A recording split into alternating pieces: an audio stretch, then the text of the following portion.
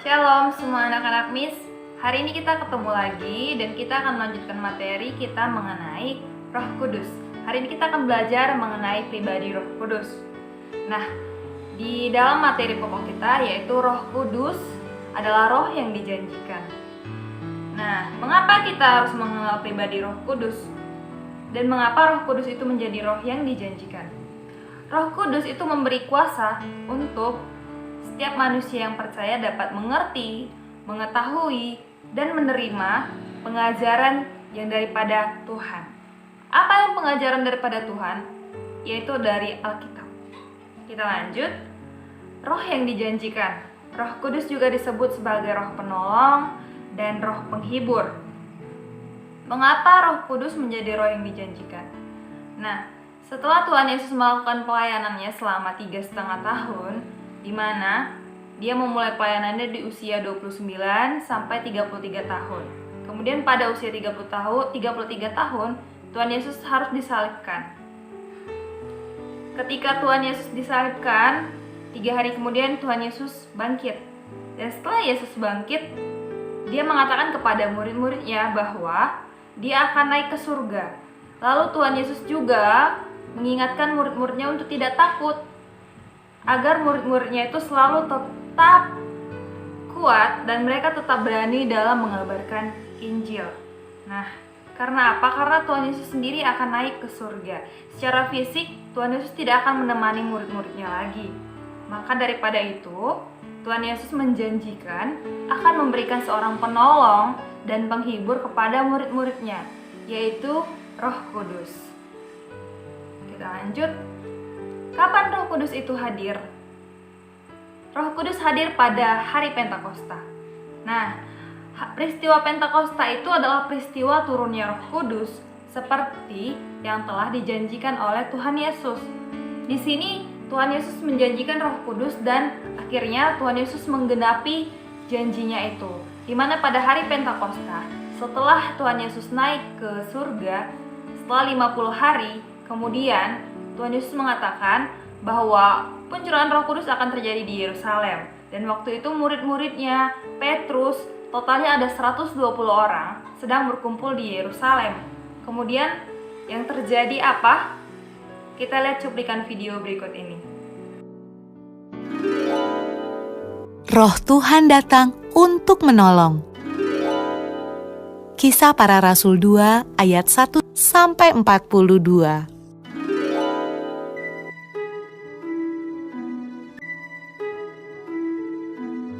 Setelah Yesus naik ke surga, murid-murid dan orang-orang yang percaya kepada Yesus berdoa di sebuah ruangan besar.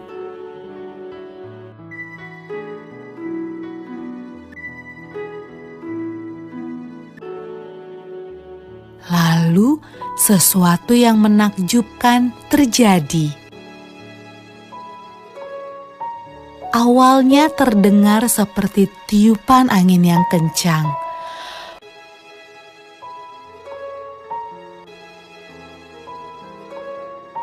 Lalu, lidah-lidah api bermunculan di atas kepala semua orang dalam ruangan itu.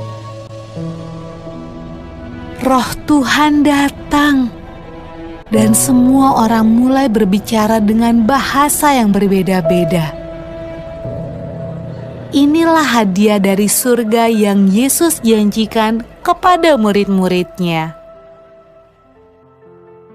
Murid-murid Yesus sangat senang. Roh Tuhan datang untuk hidup bersama mereka dan menolong mereka.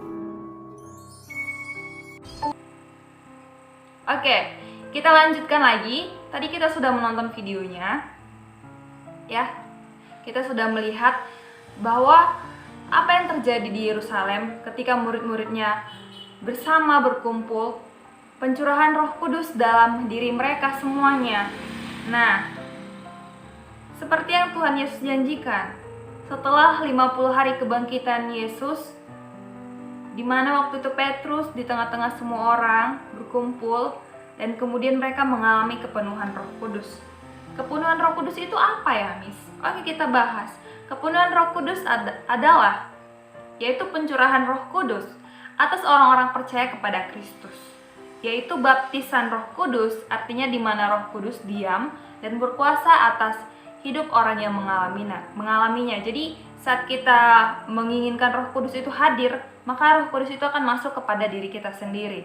Yang mana Roh Kudus itu sendiri adalah kuasa daripada Tuhan. Ya, karena Tuhan tidak ada di bumi lagi, tapi Roh Tuhan itu ada untuk memberkati setiap orang, memberikan penolong, memberikan penghiburan untuk kepada semua orang percaya. Nah, lalu Roh Kudus akan membantu orang yang menerima Roh Kudus dalam dirinya untuk melakukan kebenaran seperti yang dikehendaki Tuhan. Jadi semua orang yang menerima Roh Kudus dalam sikap perbuatannya itu akan diarahkan sesuai dengan perbuatan yang baik di mata Tuhan. Kita lanjut. Nah, jadi orang yang dibaptis Roh Kudus adalah pernyataan bahwa seseorang adalah milik Allah, didiami dan dikuasai oleh Roh Kudus untuk melakukan kebenaran sesuai kehendak Allah. Nah, seperti yang Miss katakan tadi, jika kita sudah dibaptis Roh Kudus, ya, kita bukan hanya dibaptis selam, baptis percik, tapi kita menerima baptisan Roh Kudus, di mana Roh Kudus itu masuk ke dalam diri kita. Kita menerimanya sama seperti ketika kita dibaptis selam atau percik. Kita menyerahkan diri kita dan kita menerima Yesus. Kita menerima Yesus sebagai Tuhan dan Juru Selamat kita. Begitu juga dengan baptisan Roh Kudus, di mana kita menerima Roh Kudus dalam hidup kita, kemudian kita akan dibimbing dan kita akan dikuasai, didiami oleh Roh Kudus untuk melakukan hal yang benar. Dan kita akan diberikan kekuatan, penghiburan, dan pertolongan daripada Roh Kudus. Oke, kita lanjut. Miss, apa yang terjadi saat mereka berkumpul? Nah, saat yang terjadi setelah mereka berkumpul itu, mereka berkata-kata dengan bahasa asing yang tidak dimengerti orang-orang di sekitar mereka. Bahkan mereka sendiri tidak mengerti apa yang mereka katakan. Lalu, mengapa hal itu terjadi? Karena mereka sedang dipenuhi oleh Roh Kudus. Roh Kudus yang bekerja dalam diri mereka. Ya, mereka juga tidak mengerti, tapi itu ada artinya. Nah, ada beberapa orang yang bisa mengartikannya. Dan itu sendiri mungkin ada beberapa orang juga yang bisa mengerti artinya. Jika misalkan Miss yang berbahasa roh, mungkin Miss bisa mengerti sendiri atau Miss tidak mengerti tapi orang lain yang mengertinya. Tapi hal itu terjadi menunjukkan bahwa kuasa Roh Kudus itu ada dan hadir pada diri seseorang. Nah, lalu untuk apa sih Roh Kudus itu dijanjikan Tuhan dan kenapa dia harus digenapi? Nah, jadi begini. Kan tadi Miss sudah jelasin di awal bahwa Tuhan Yesus tidak akan ada lagi. Tuhan Yesus naik ke surga. Lalu bagaimana dengan pelayanan yang ditinggalkannya di bumi? Siapa yang akan meneruskannya? Bagaimana mereka akan meneruskannya? Bagaimana mereka akan mempelajari tentang isi Alkitab? Ya, bagaimana mereka akan menuliskan kitab-kitab mengenai kehidupan Yesus sebelumnya? Nah, untuk itu mereka diberikan oleh Tuhan Yesus itu seseorang penghibur, yaitu Roh Kudus tadi, supaya mereka iman percaya mereka tetap teguh, supaya mereka tetap mendapatkan penghiburan. Nah, kemudian kita lanjut. Mengapa Roh Kudus memateraikan? Miss tadi bilang kalau kita sudah menerima Roh Kudus berarti kita sudah didiami. Lalu Roh Kudus itu sebagai pematerai kita. Kenapa? Ya, karena orang yang percaya dan juga menerima Roh Kudus akan dimateraikan oleh Roh Kudus, di mana materai itu menandakan milik kepunyaan Allah. Untuk itu seorang yang percaya, kita harus menerima Roh Kudus dalam hidup kita agar dimateraikan sebagai anak Allah dan hidup kita dibimbing oleh Allah. Nah, jadi Roh Kudus itu, di mana Roh Kudus itu yang dicurahkan oleh Allah sendiri, Tuhan Yesus sendiri. Tuhan Yesus yang dalam rupa Roh Kudus bagi kehidupan kita. Jadi Tuhan Yesus itu mencurahkan Roh Kudus untuk memateraikan kita. Ketika kita dibaptis, baptis selam, baptis percik, kita menerima Roh Kudus, kita sudah dimateraikan sebagai anak-anak Allah. Nah, kita juga dimateraikan oleh Roh Kudus. Itu maksudnya kita sudah ditandai sebagai milik kepunyaan Allah. Roh Kudus itu berkuasa. Ya, Roh Kudus berkuasa bagi setiap orang yang percaya. Seperti itu. Lanjut, Miss. Apa dampak peristiwa Pentakosta bagi kehidupan kita saat ini, Miss? Kenapa kita harus mengerti apa itu Roh Kudus? Apa dampaknya bagi kita? Oke, karena setelah hari Pentakosta, 120 orang itu berdiaspora. Ya, artinya menyebar, terpecah-pecah, berpindah. Apa yang mereka lakukan? Memberitakan Injil. Mereka sudah menerima Roh Kudus, Roh penghibur, penolong. Mereka memiliki kekuatan untuk memberitakan Injil. Apakah Injil yang diberitakan mereka? Tentang kabar baik. Kabar baik mengenai siapa? Juru selamat. Jadi mereka juga berdiaspora, berpecah-pecah, pindah ke sana sini. Mereka nggak hanya berkumpul di Yerusalem. Mereka berpecah-pecah sampai ke Eropa, ke Timur, ke Asia, semuanya, termasuk juga ke Indonesia. Oleh karena itu kita dapat mengerti dengan baik Injil, isi Alkitab. Nah, kita dengan baik mendapatkan firman Injil.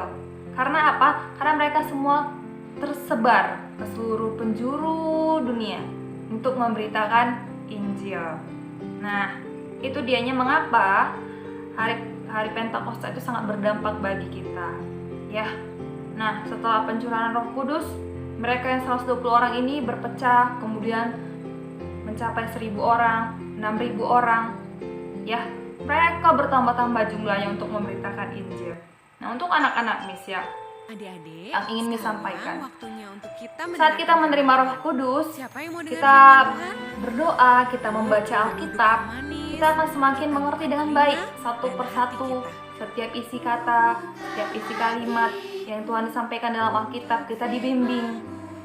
Gak cuman sekedar kita mendapatkan kabar baik dari 120 orang yang terpecah, tapi kita juga mendapatkan pengertian yang baik saat kita membaca Alkitab secara pribadi, di mana Tuhan mengirimkan Roh Kudus tidak hanya untuk murid-muridnya, tetapi untuk kita semua.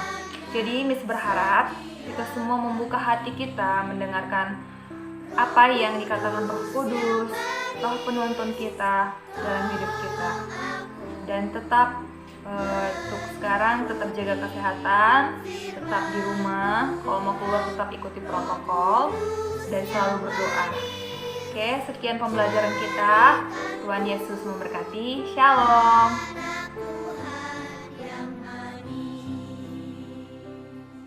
Adik-adik, ayo kita nyanyikan lagu ini sekali lagi dengan lebih sungguh-sungguh sambil mengarahkan hati kita sama Tuhan. Kita ingat kebaikan Tuhan Yesus dalam hidup